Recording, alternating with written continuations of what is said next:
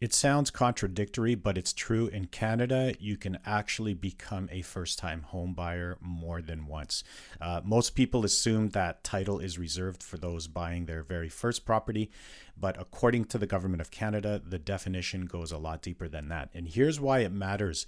That definition determines whether or not you qualify for some of the most valuable programs available to home buyers, like the new 30-year insured amortization, the First Home Savings Account program, and the RRSP withdrawals under the Home Buyers Plan. So even if you've owned a home before, you might still qualify.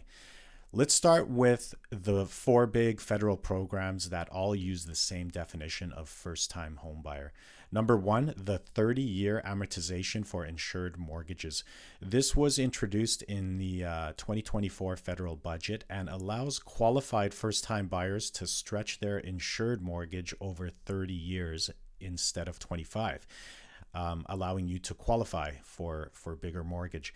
Now, it's important to note this only applies to purchases, not refinances. And yes, 30-year amortizations have always been available for non-insured mortgages, both from a purchase perspective and a refinance. So the ones where you're putting 20% down, so the conventional mortgages. But this new rule opens the door for high ratio borrowers as well.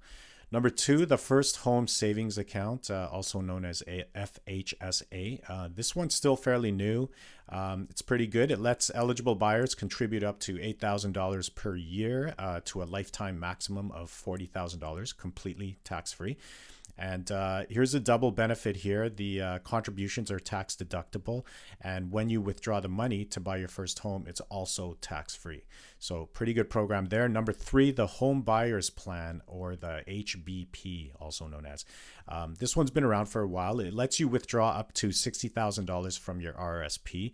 And this has steadily been increasing over the years. I believe it came up from 45,000 just recently. So allows you to withdraw $60,000 from your RSP to purchase a property. It could be a resale property or a new constructed property.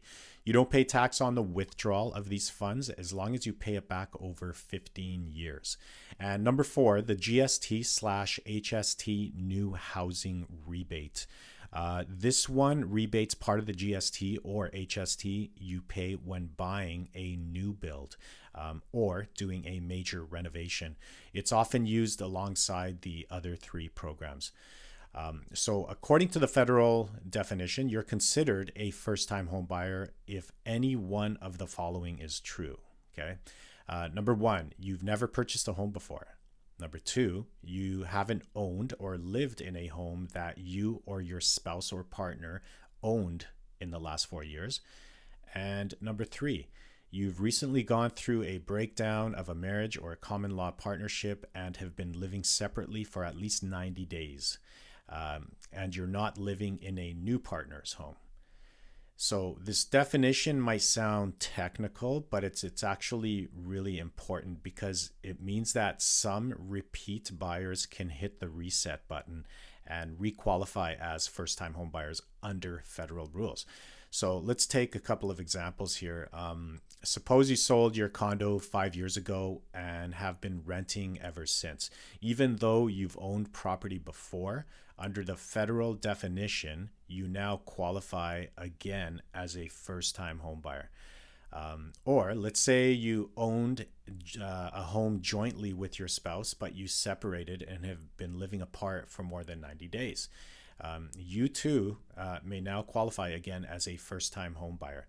That status could open the door to the new 30-year insured mortgage eligibility, as well as the new First Home Savings Account eligibility, or the RSP home withdrawal under the Home Buyers Plan. So the takeaway here, being a first-time home buyer isn't always a one-time event. It's an eligibility condition that can reset based on your life and ownership history. Understanding that distinction could unlock thousands of dollars in tax advantages, rebates, and better mortgage terms. If you've owned a home before, but your situation has changed, don't assume you're disqualified. It's worth checking your eligibility again. If you're unsure whether you qualify, give me a call, text, or email. I'll walk you through the rules, show you how the programs interact, and help you find out if you can reclaim that first-time homebuyer status and all the benefits that come with it. Thanks for watching. I'm Marko Gelo, licensed mortgage broker in British Columbia and Alberta, and this is Mortgagenomics Canada.